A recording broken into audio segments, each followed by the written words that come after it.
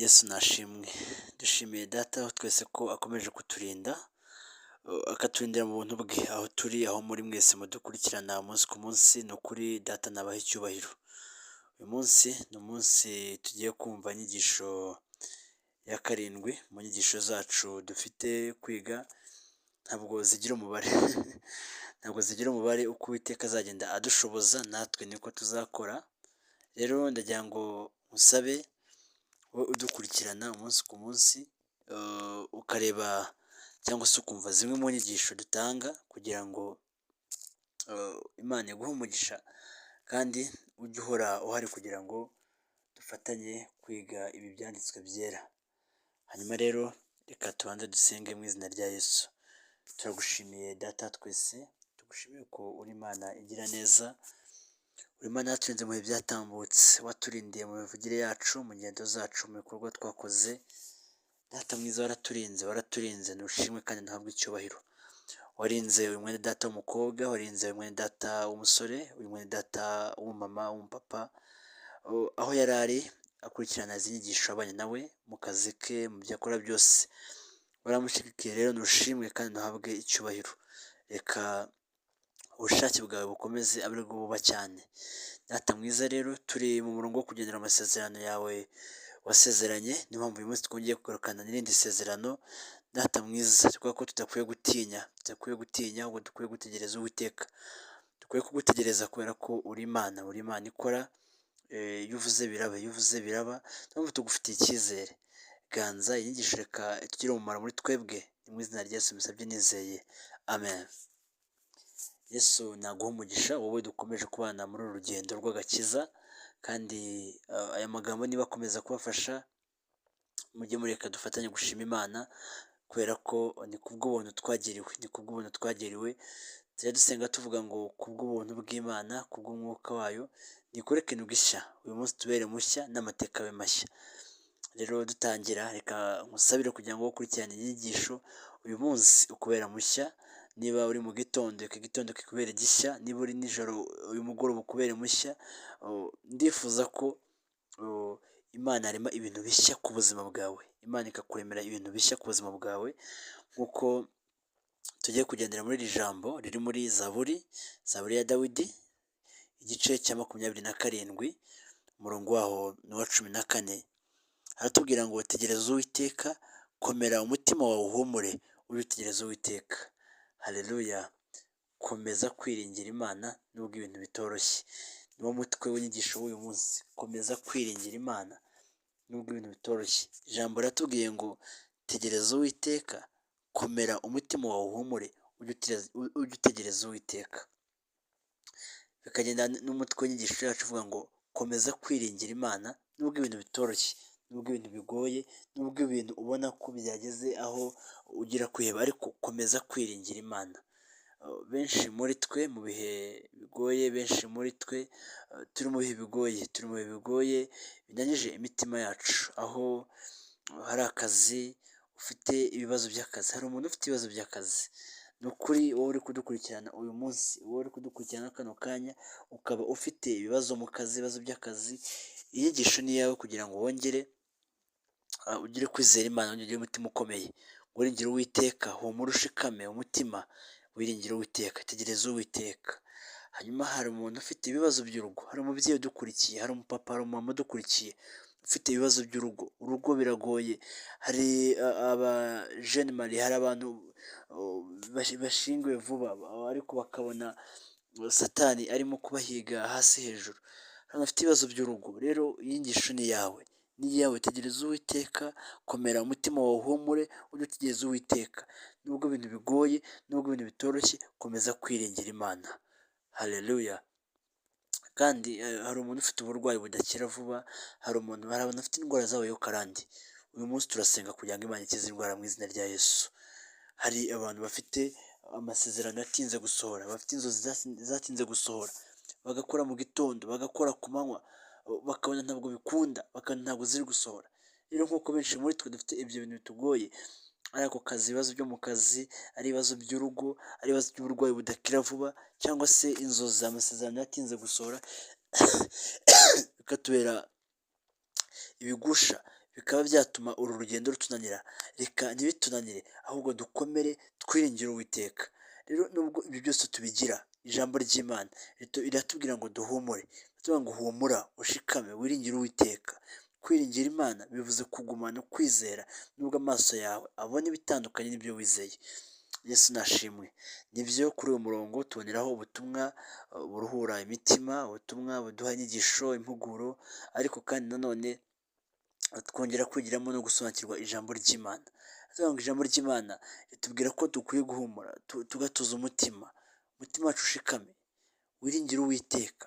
Kwiringira Imana bivuze kugumana kwizera nubwo amaso yawe abona ibitandukanye n'ibyo wizeye, nubwo amaso yawe abona bigoye, ko iringira Imana. Reka tugaruke gato kuri iri jambo rivuga kwiringira Imana. Hari igihe abantu bajya bambaza, ese pasiteri bivuze iki iyo tuvuze kwiringira Imana, iyo tuvuze kwizera Imana bivuze iki, ko hari igihe bitugora, ese gutegereza Imana, wategereza Imana igihe kingana gute? Ugasanga ni confusion abantu bagiye bagira, ariko reka turebe. Iyo tuvuga kwiringira Imana ni ukwihangana. Kwihangana si ugupfusha ubusa, si ugupfusha ubusa, si ukurekeraho gukora, ni ugukomeza umunezero n'amahoro wo mu mutima nubwo ugerageje ibisubizo. Rero tuvuze kwiringira Imana cyangwa se gutegereza Imana, gutegereza Imana si ugupfusha ubusa, no, ntabwo ari ukugenda uvuge ngo ugiye gupfusha igihe ubusa, no, nta nubwo ari ukurekeraho gukora, ahubwo ni ugukomeza umunezero n'amahoro mu mutima ubwo ugitegereje igisubizo cyangwa se isezerano ry'Imana. Rero iyo tuvuze kwiringira Imana cyangwa se gutegereza Imana, bivuze kumenya ko Imana izi ibikuremereye. Reka tuze kwifashisha ibyanditswe byera. Iyo dusomye Zaburi ya 34, Zaburi ya 34 igice cya 18, hari amagambo ahanditse, haratubwira ngo abakiranutsi baratatse Uwiteka arabumva, abakiza amakuba n'ibyago byabo byose. Bivuze ngo kwiringira Imana cyangwa se kwizera Imana, gutegereza Imana, ni ukumenya ko Imana izi ibikuremereye, iratwumva. Haravuze ngo abakiranutsi baratatse Uwiteka arabumva. Yigeze bavuga ngo nagutakiye mbabaye, uranyumva, urantabara. Ariyo mashini avuga ngo ineza yawe narayibonye aho byari bigoye, ngo nageze aho byari bikomeye, nihebye unsangayo. Ni Imana rero ijya udusanga muri bya bindi. Rero ngo abakiranutsi baratatse Uwiteka arabumva, abakiza amakuba n'ibyago byabo byose. Yonse gato avuga ngo Uwiteka aba hafi y'abafite imitima imenetse, kandi akiza abafite imitima ishenjaguwe. Yesu nashimwe cyane.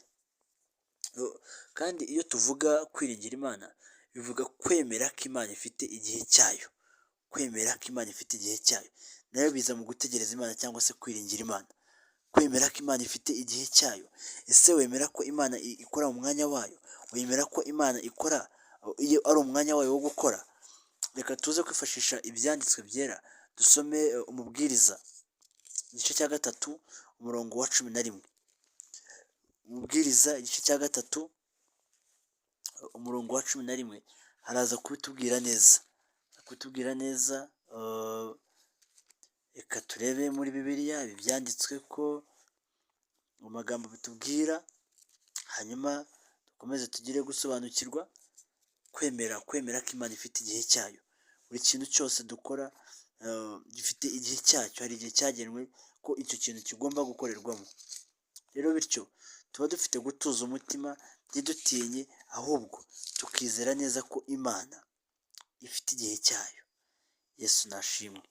Imana ifite igihe cyayo cyo gukora. Nta mpamvu yo kugira ngo dukuke umutima, nta mpamvu kugira ngo tuyihutishe. Ifite igihe cyayo.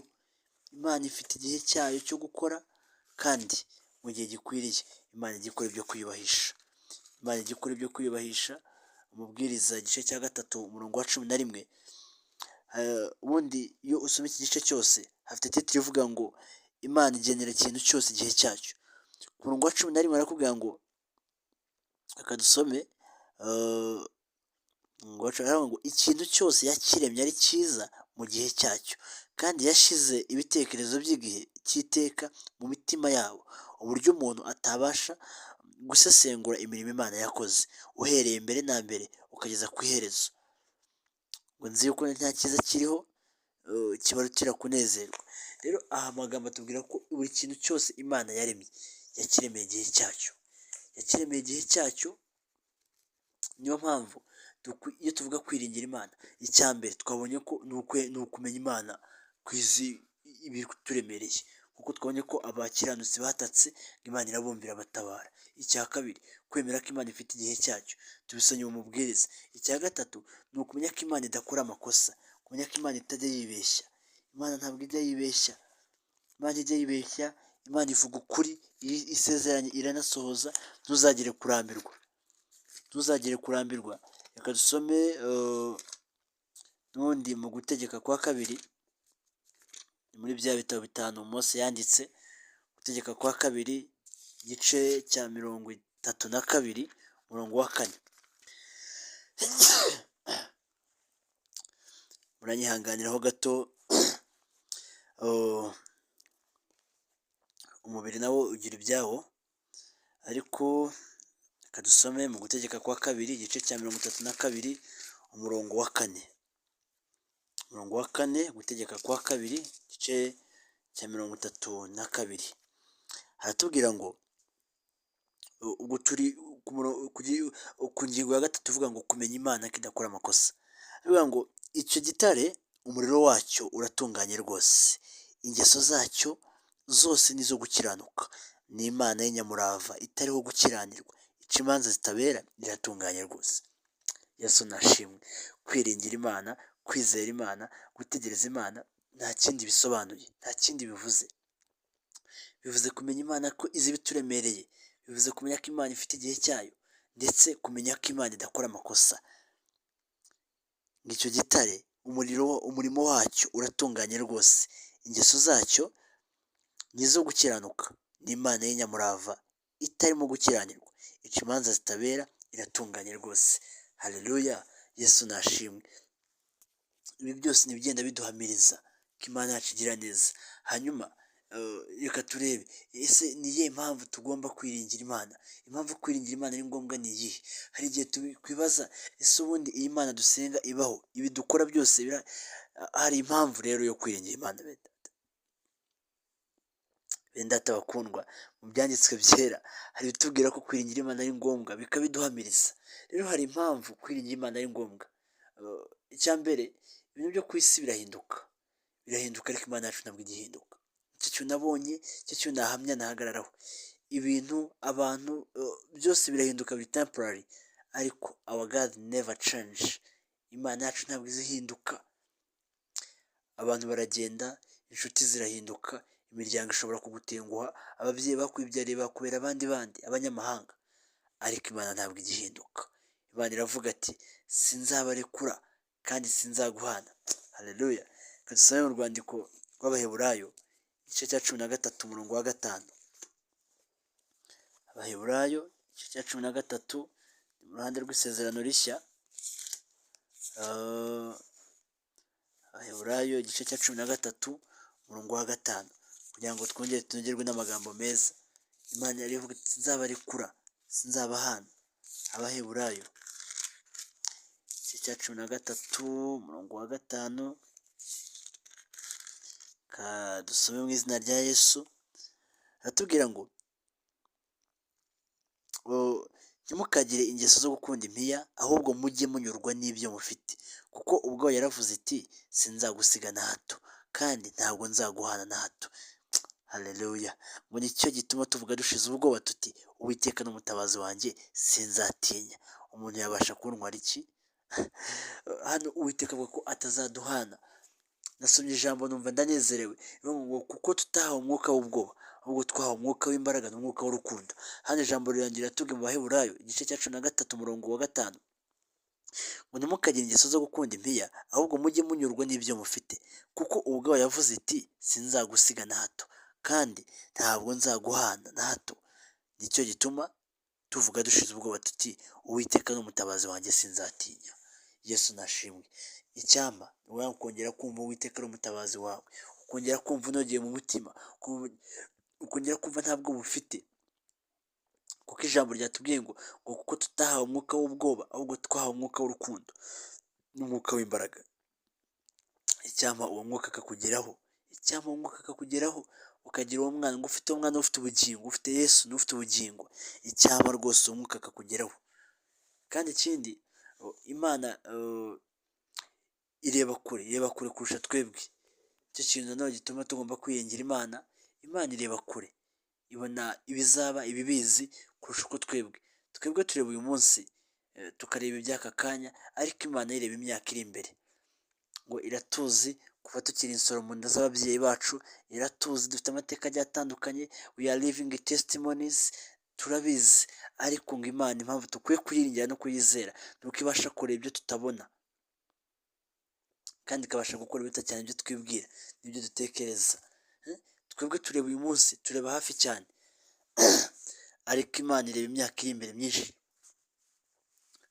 Iyo utakibona icyerekezo, Imana iracyagifite. Wowe utakibona vision, utakigira kure ibiri imbere, Imana irahareba ifite vision, hari icyo yakuremeye. Abefeso 2:10, kuko turi abo yaremye ituremeye imirimo myiza yiteguriye kera muri Kristo Yesu ngo tuyigenderemo. Hanyuma icya gatatu gituma tugomba kwiringira Imana, iyo Imana yacu ntabwo ijya yirengagiza kutugirira neza. Ngo kwirengagiza kukugira neza ntabwo Imana ijya ibishobora. Ni Imana itugirira neza, yo ntabwo yakwirengagiza kutugirira neza, ahubwo ihora ishaka kutugirira neza. Iyo dusomye muri Yeremiya 29:11 bitubwira neza, ati ndabizi ibyo mbatekerezaho, ibyo ndibwira kubagirira. Imana ibyo idutekerezaho, ibyo yibwira kutugirira ni byiza, si ibibi. Ntabwo ari ibibi pe, ni byiza gusa.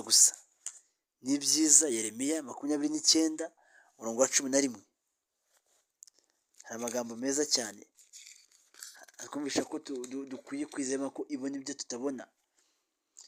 Atubwira ngo erega nzi ibyo nibwira nzabagirira, ni amahoro si ibibi, kugira ngo mbaremo umutima w'ibyo muzabona hanyuma. Ni ko Uwiteka avuga.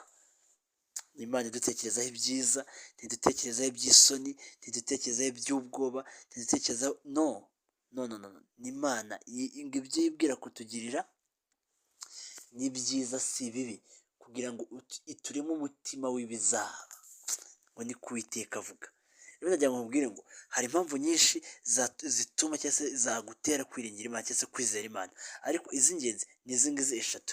Icya mbere ni uko ibyo mu isi birahinduka, abantu barahinduka, baradutenguha, imiryango iraduta, ariko Imana ntigihinduka, nk'uko twasomye mu Baheburayo 15:3. Icya kabiri, Imana ireba kure, ifite vision kurusha uko twe tuyifite. Imana ireba ibyo tutabasha kubona, kubera ko twe tureba uyu munsi, tureba hafi cyane, ariko Imana yo ifite vision, ifite imirimo myiza yaturemeye ngo tuyigendere muri Kristo Yesu. Icya gatatu, ntabwo Imana igerageza kutugirira neza, ahubwo ngo ibyo yibwiriza izatugirira ni ibyiza, si ibibi, ni amahoro, si ibibi, kugira ngo ituremo umutima w'ibizaba, kubera ko Imana idukunda.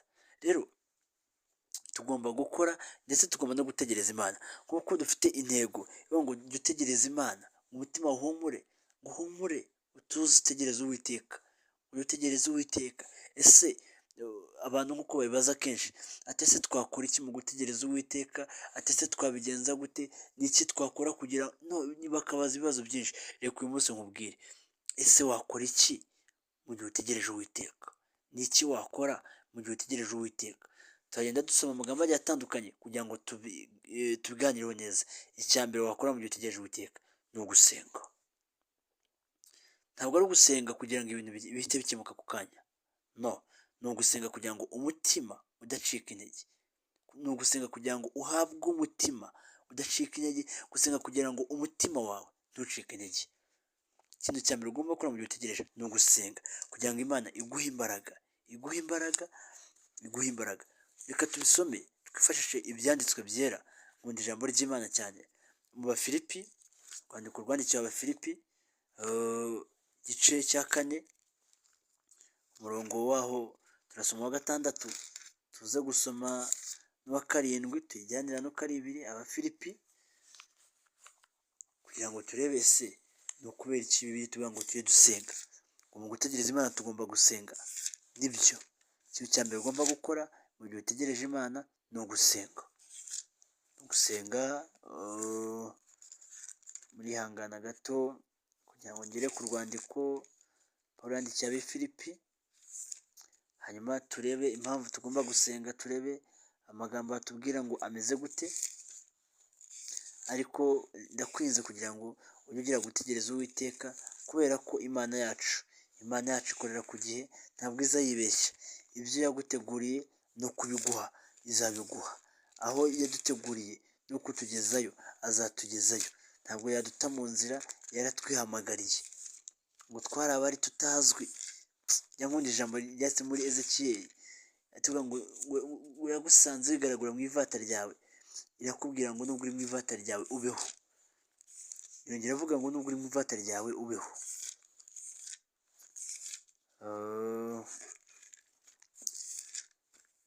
Iyo utegereje Uwiteka ni icyo ugomba gukora. Ikintu cya mbere ni ugusenga. Gusenga Imana kugira ngo Imana ikugirire neza. Gusenga Imana kugira ngo Uwiteka yongere aho umutima wawe imbaraga, aho umutima wawe kudacika intege. Kuko iyo ducitse intege nibwo tugira gusubira inyuma. Iyo ducitse intege nibwo twumva ko ibyo Imana yakoze bitazasohora. Ariko iyo tugeze gusenga Imana tukagira ijambo ryayo biratunyura.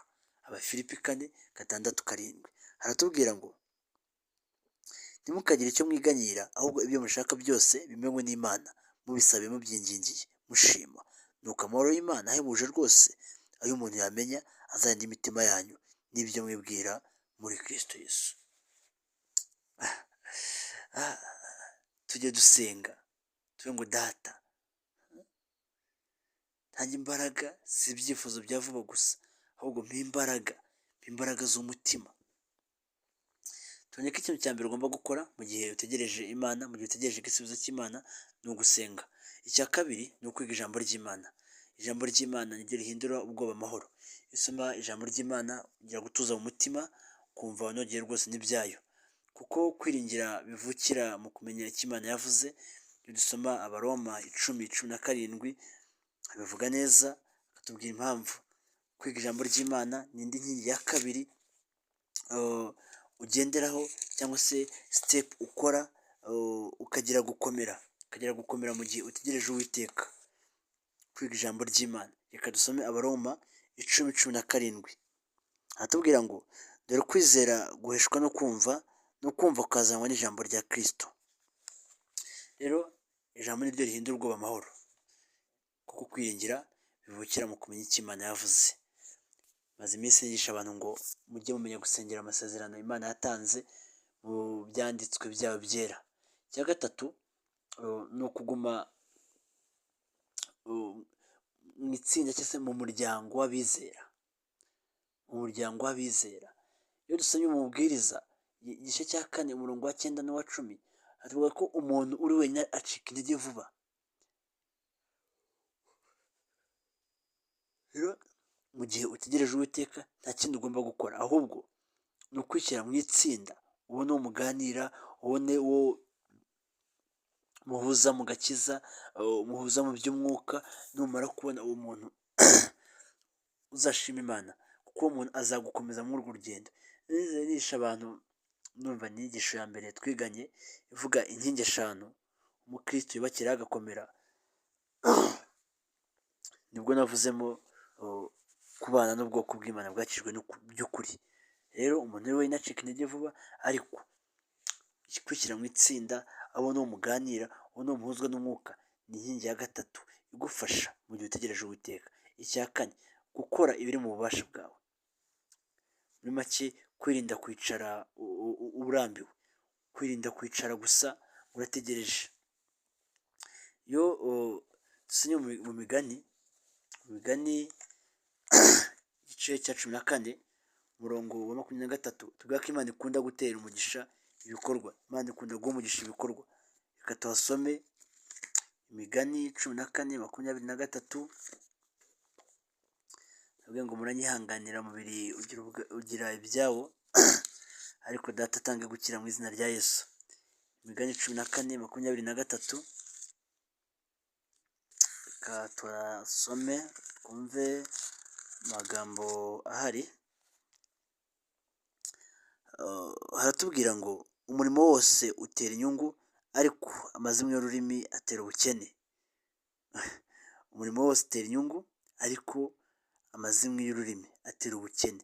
Bivuze ngo Uwiteka yaduhaye isezerano ry'uko azaha imigisha imirimo y'amaboko yacu, ndetse yaravuga ngo kuko umukiranutsi wanjye azabeshwaho no kwizera. Rero akongera akatubwira ngo umukiranutsi wanjye azatungwa n'imirimo y'amaboko ye. Mu gihe utegereje, ntuzicare imburabusa, ntuzicare ntacyo ukora, ahubwo Imana ikunda gutera umugisha, Imana ikunda guha umugisha ibikorwa byacu, kuko yavuze ngo umurimo wose utera inyungu. Rero ni ngombwa ko tugirira inyungu mu byo dukora, tugasenga Imana igaha umugisha. Icya gatanu ugomba gukora ni ingero zo mu byanditswe. Ingero zo mu byanditswe ari nabyo tugiye kureba hano. Ese byagenze bite mu ba kera babashije gusenga bakagera kwizera bagategereza Imana n'ibandi? Iyo dusomye mu Baroma 4:18-21 hatubwira umugabo witwa Aburahamu yizeye ibyo atarabona mu maso, Imana irabisohoza, isohoza isezerano. Aburahamu yagize kwizera ngo bimuhaniza kuba inshuti y'Imana. Yagize kwizera, Imana isohora isezerano. Yosefu dusa mu Itangiriro yacishijwe mu mibabaro myinshi cyane, ajya muri gereza, agera gutandukana n'umuryango, ariko Imana yarimo imutoza, ahabwa umwanya wo hejuru, ndetse kandi aba umunyamugisha. Icyo yakozeho cyose kigahinduka umugisha. Kandi iyo dusomye Daniyeli 9 igice cya 6, yiringiye Imana ari mu rwobo rw'intare, ntabwo Imana yahise imubuza kujya mu rwobo, ariko yamurindiye mu rwobo. Ibi bitwereka ko Imana rimwe na rimwe idukuraho ikigeragezo, idakuraho ikigeragezo, ahubwo iturindira mu kigeragezo. Rero muvandimwe, mwene data ukurikiye inyigisho uyu munsi, ibyo urimo gira gutegereza Imana, gira gutegereza Uwiteka, uhumure kandi umutima wawe ukomeye. Ntabwo Imana ikuraho ikigeragezo, ariko iturindira mu kigeragezo. Yigeze abwira Yakobo ngo nuca mu mazi menshi ntazagutembana, nuca no mu muriro ntabwo uzasha. Yego uzabishikamo, ariko ntacyo bizagutwara, Imana izakurindiramo. Rero reka nkubwire ngo icyo nifuzaga ko utahana mu butumwa nyamukuru ni uko kwiringira Imana si ukutabona ibibazo. Gutegereza Imana, kwizera Imana ntabwo ari ukutabona ibibazo. Kwiringira Imana ni ukumenya neza ko nubwo ibyo bibazo bihari, Imana iri kumwe nawe, kandi izabiguha mu gihe cya nyacyo, nk'uko twasomye mu mubwiriza ko Imana ifite igihe cyayo. Rero reka buri muntu wese abanze yongere gutuza umutima we, yibuke ese n'iki cyaba kimbabaje, ese n'iki cyaba kimbabaje, ijambo rimpumuriza nakuyemo ni irihe. Hanyuma byose tugire umutima w'amahoro, tugire umwuka w'amahoro no kudacira abandi imanza, kugira ngo Uwiteka aduhe ibyo dusabye, ibyo dukeneye, kugira ngo azatugezeho amahoro. Ariko mwene data, gira kwizera kandi yo gutuza umutima, kubera ko ibyo Uwiteka yitegura kutugirira ntabwo ari bibi, ahubwo ni byiza nk'uko twagiye tubisoma mu magambo agiye atandukanye. Icyo ngusaba uyu munsi ni ukugira ngo ugire kwizera Imana, kandi umenye ko kwiringira Imana ntabwo bivuze ko ibyo bibazo n'ibindi bitazaza. No, bizaza, ahubwo icyo Uwiteka azakora nta kindi, ni ukuturindiramo.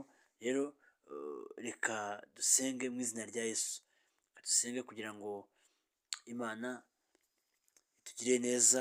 Reka dusengere mu isengesho rimwe twese, uciye bugufi mu mutima ahantu uri, nanjye ubwanjye, hanyuma dusenge Imana tubwire ngo Mana, na biriya turabikweretse, ndetse komeza uduhe imbaraga.